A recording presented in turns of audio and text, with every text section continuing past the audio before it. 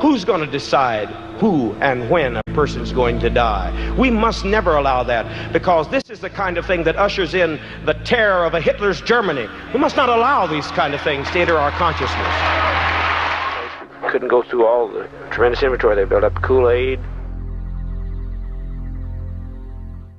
But on November 18th, 1978, the same person that made that statement convinced 909 people to drink cyanide-laced Kool Aid in what we now know as the Jonestown Massacre.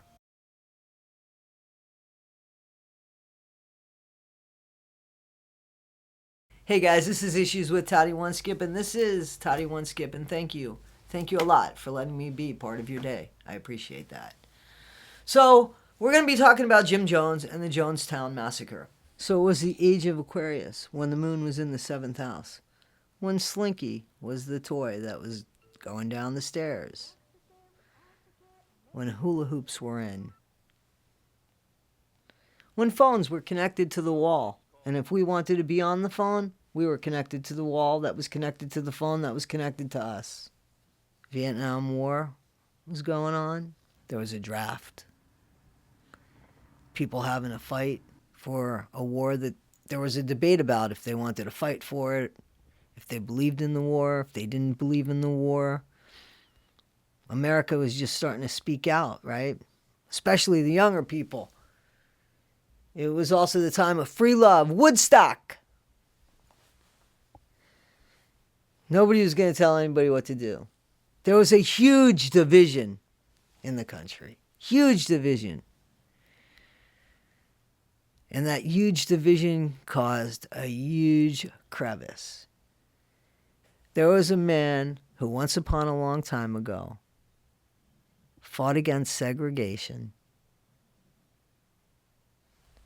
and opened up his church to any race that wanted to come in with his arms wide open. And at the same time, he was studying Adolf Hitler. He was studying Marxism. He was studying how to control and how to manipulate to get what he wanted. At the same time, the balance of good and evil. He had a family that his own son calls a rainbow family. He was the first, he and his wife were the first ones to adopt an African-American baby in the state of Indiana. And he already, I believe, had 2 Asian kids that he adopted, and then his own kid. Always had this affinity to be a preacher.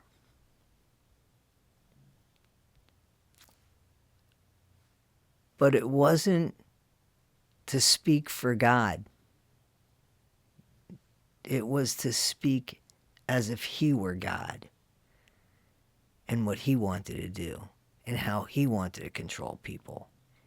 And that started a long time ago when people started falling in this big crevice because of the division that was going on in the country. There were assassinations in this country that came like right after each other. JFK in 63, Malcolm X in 65, Martin Luther King in 68, RFK in 68. There was an uncertainty in this country. And there were people that took advantage of that. From 1955 to 1978, Jim Jones had a church called the People's Temple, where it started as, everybody's welcome. We love you all. Please, please come. He supposedly healed people, which was not true. One of the people he healed was his secretary, and people knew that. Well, not enough people knew that. He made people afraid. He scared people. He offered people like a socialist type society where nobody has anything more than anybody else. Everybody lives more or less modestly the same way. Everybody looks out for everybody else. What a beautiful world. Utopia. That's a utopian world. Self-sufficient. People start seeing a cultish behavior in him, and they run to Guyana, this place that was being developed already. There was already a plan to go there. But he wanted to go there 6 hours before the story about him was coming out on the news, in the papers, letting people know there's something wrong with the People's Temple. There's something wrong. Oh yes, there was a report coming out in the news. There was a bunch of disgruntled former members that were very concerned about their family members that were still current in the church.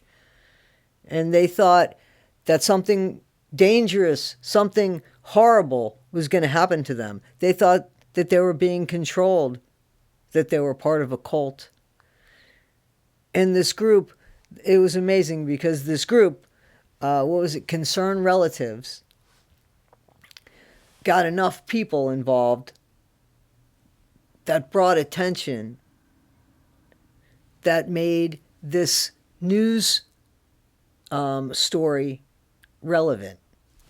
You see what I'm saying? Like this group of people that wanted to protect their family got together and made enough noise so that a news team would come in and cover the story. That was the catalyst that made Jim Jones take his following as quickly as he could out of the country.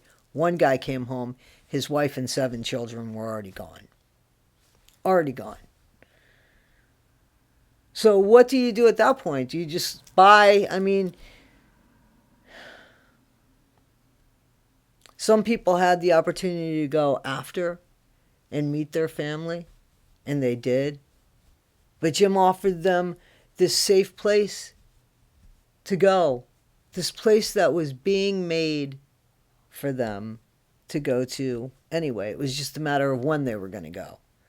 So Jim wanted to make sure that before there was any trouble, even though he had already heard the rumblings, before there was any trouble, he was going to get out of town. In the meantime, he received the Martin Luther King Jr. Humanitarian Award in 1977, given to him by Pastor Cecil Williams. San Francisco mayor at the time, George Moscone, appointed Jim Jones a position in the housing authority. So when you get people like that, when you get politicians involved or human rights activists that are popular figureheads, he spent time with like Rosalind Carter, the late Rosalind Carter, the one that just passed away, former President Jimmy Carter's wife. Like, that's the thing. He took church and state and he put that together, and you just don't do that. There's a reason why you don't do that. Because in the meantime, he was studying Adolf Hitler, Stalin, Marx, radicalism, Mahatma Gandhi. Now, Gandhi, a man of peace, right? A man of peace. Still, people looked up to him. So that's what he was looking for. How do I get people to do what I want them to do? How do I get people to follow me? To believe what I believe? Well, let me start off by making them all feel welcomed. Love bombing's going on now. Don't forget the time period in this country and the division, the polar division of this country. At that time, you got Woodstock and free love and hippies and peace, and you got the Vietnam War. And you got that big crevice And you got people falling out with families. That happens here now. You see that, right? Bunch of people fall on the wayside. Parents say things that their children won't forget the parents saying. And there's one person ready to scoop them all up. And he makes them feel like they're important and they're welcomed. And he's going to take care of them. And we're all going to work together and we're going to live together. There was no distinction in color. There was no distinction in wealth. Everything was inclusive. Everybody was inclusive. There was nothing. If you saw something, it didn't matter. Color did not matter. The way somebody looked did not matter. What somebody had did not matter. Isn't that nice? So he had his eye on the ball. He just needed to get complete control. Because he was afraid. And he was running. And there was talk of Jim taking drugs. So he was getting paranoid. And people said that about him. You know, people said that, you know, his speech was a little slurred sometimes. He'd go on a little bit longer. You'd see. People saw the change in him, but was it in hindsight? Was all of it in hindsight? Because at the end, there were people that said, I want to get out. I want to get out. And they were scared. So how did that happen? How does that happen? How does it come from praising somebody with all this adoration to, oh my gosh, this is really what's going on, to, I'll follow you everywhere. Yes, please. Can I please have more? So, you know, how does that happen? Let's continue on. Jim Jones was a drug addict. That's what they say. He also drank with his drugs. So that'll make it crazier, right? He got people to sell their home and give him their money, and he would take care of them for the rest of their lives. Instead of being in a nursing home, you don't have anybody? I'm here. I got you. We'll take care of you. No worries. And those people that have never heard, we'll take care of you, that's gold. People that are afraid of dying alone, being found in their hallway, or because somebody smells them, or the mailbox gets too full. Those were the people that Jim attracted. The people that society gave up on, that family members gave up on because of the big division in the country. You see, that's going on here in our country right now. You see that there's a parallel. There's a big division in our country. And that's going on here right now. That was going on at this time, too. A lot of unwanted people. And let me tell you something. Somebody wants them. And they're not always good. They're not always good people that want them. So before everything comes out on Jim Jones, he grabs everybody he can and tells them, we have to go now, because they're coming to get us. They're coming. They scare their members into thinking they have to run, they have to go, you know. I'm the only one that can take care of you, and I've had this little community built for us in South America, in Guyana. Don't worry about it. I'll take care of us getting there. Just grab everything you can and let's go. Don't worry about it. I got the planes. We got everything. Because Jim's donations and the selling of homes on the promises that Jim made, he was building this land. He was building this magical place. Guyana. a place they'd called Jonestown, where they'd all live together, look out for each other, love each other. Definitely a utopian type place. A place where they got to pick their neighbors. Everybody got along. You didn't have to worry about a bad neighbor. You picked your neighbor. Your neighbor was right there. Community of about 1,000 people that everybody liked everybody. Everybody got along. They understood each other. All there for the common goal. We just want to be left alone. We just want to be happy. We don't worry about the materials of the world. We want to raise our kids in wholesomeness and love and peace. And we could take care of ourselves. We'll look out for each other. So they go to Guyana. So hang on a second. It's a word from our sponsor. A word from our sponsor. I'm the sponsor. I'm Toddy One Skip. I'm my own sponsor. So I'm going to ask you, if you like the video this far, would you consider subscribing to my channel? If you don't like the video by the end of it, you can unsubscribe. But if you do like the video by the end of it, please like and share. And if you don't like it or do like it, please talk to me in the comments. Thank you. Sorry for interrupting, but I'm my own sponsor. So in the summer of 1978, from the San Francisco area of California, 6 hours before a newspaper article is about to come out, because of the concerned relatives of the family members that were part of the People's Temple that felt like something bad was going to happen. There was doom on the horizon. Because of that, Jim Jones grabbed everybody he could and told his following, it's time. It's time to go. Time to go to the promised land that I told you about. And he got everybody together, and there they went. And once there, you could see it was amazing what they built. So when they get there, everything's great.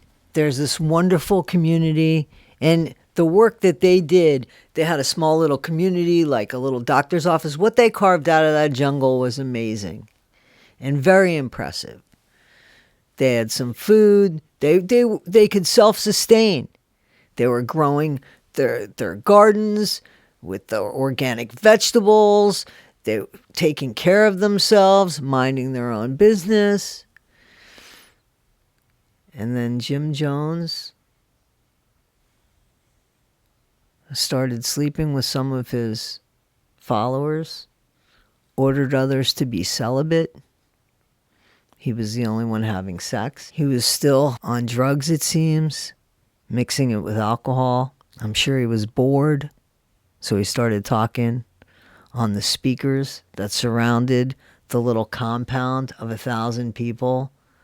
24/7, he'd make recordings talking about who he was, the power of him, brainwashing these people. He started telling them that the United States didn't want them anymore, that there were horrible things happening to the black people in the country, scaring them, and they had no way of knowing. They had no way of knowing what was going on.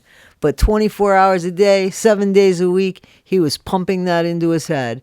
Now that's brainwashing at its finest. He started not letting people indulge in things. He started ridiculing people, yelling at people. Somebody asked, when can I go? Can I go home and see my family at Christmas? He viewed things as betrayal personally, to avoid any kind of disloyalty. You couldn't have any independent thought, is what happened here with Jim Jones. And Congressman Brian, he got wind of this. He listened to the families of these members. And he said, let me go down there and see. Let me go down there and see what's going on. And when he went down there, he was impressed. He was impressed. He thought everybody was great. I mean, you could see the community. You were well impressed with everything that was going on. It was just magnificent. It was awesome that such a place could be developed out of nowhere and self-sustain. And the joy of the kids and the people singing and the community and the spirit of community and everything. So he was convinced until somebody gave him a note. Can you please help me get out of here? Basically, that's what the note said. I'm paraphrasing. But they wanted to leave. And then there was another note. And then Congressman Ryan shows the notes to Jim Jones. And Reverend Jim Jones loses it. He starts calling people liars. And the person that's right underneath that facade of, these are my people, I love my people, I'll do anything for my people, and they'll do anything for me, this is a wonderful community. The monster inside of him is shown as soon as the little surface is scratched. Once he feels the slightest bit of betrayal, and it seems like that's common in cults, as well as a separation of family. Common in cults.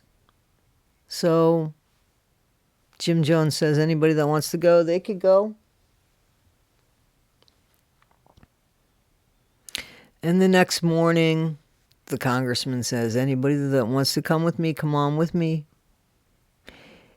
And the congressman, of course, he's got like a little entourage with him. And these are good people, mind you. Remember the good people that wanted to join this church because of inclusion? And because they wanted to feel loved, and they're good people. They were doing good things.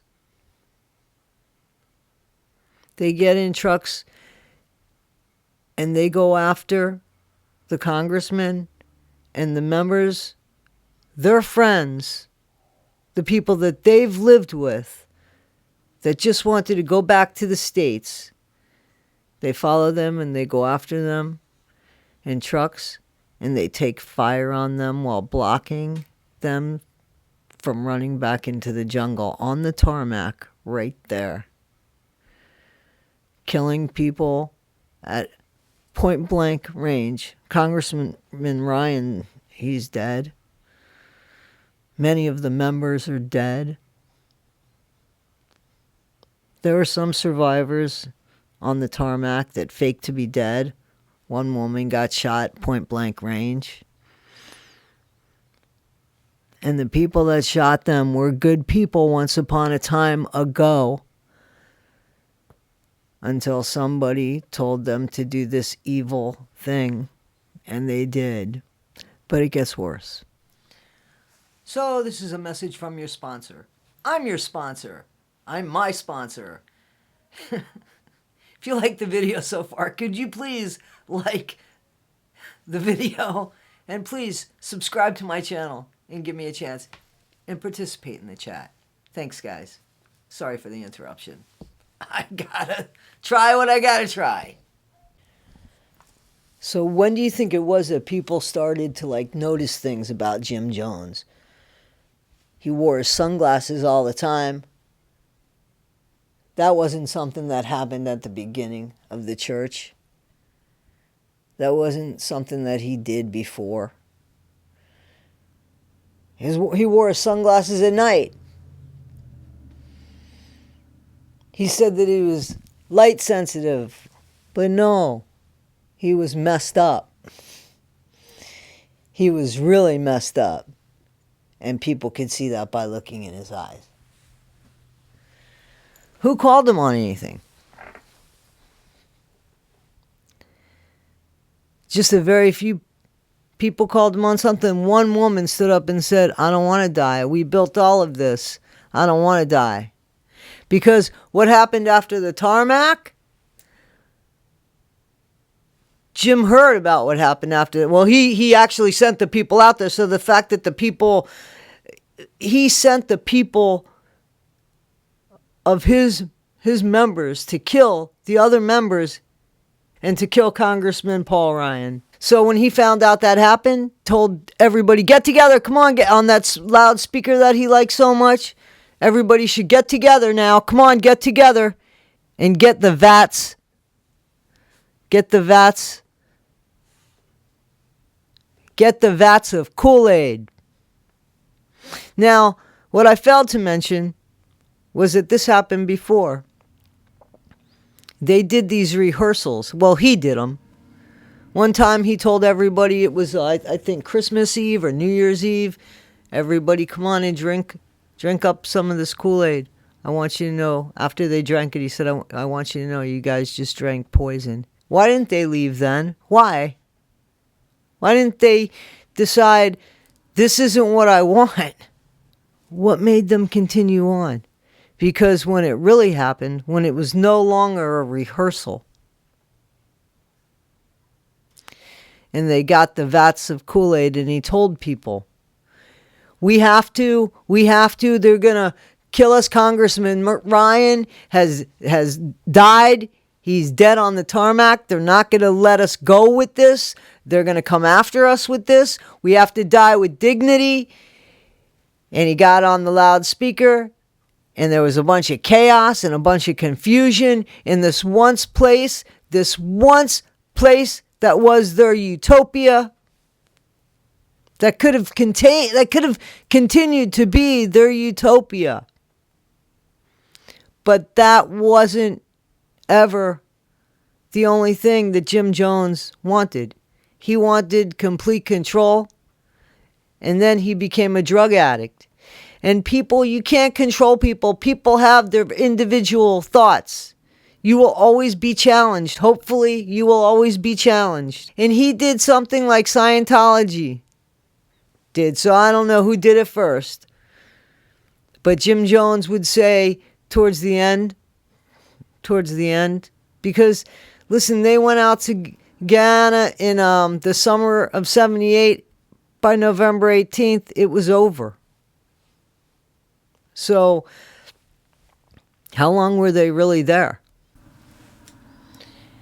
You know, it's said that shortly after Jim Jones and the majority of his members got to Guyana, that his erratic behavior really spiked and started to increase.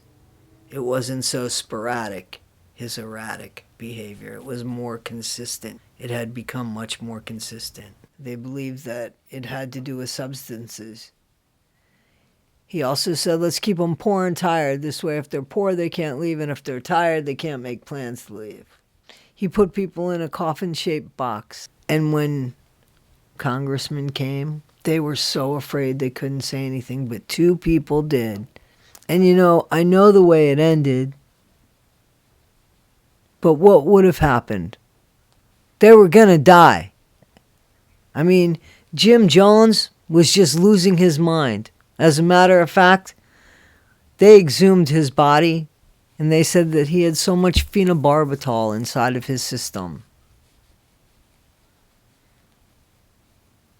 No wonder why he thought things. He thought the government was coming after him because of custody disputes between members in the United States and members South America with him.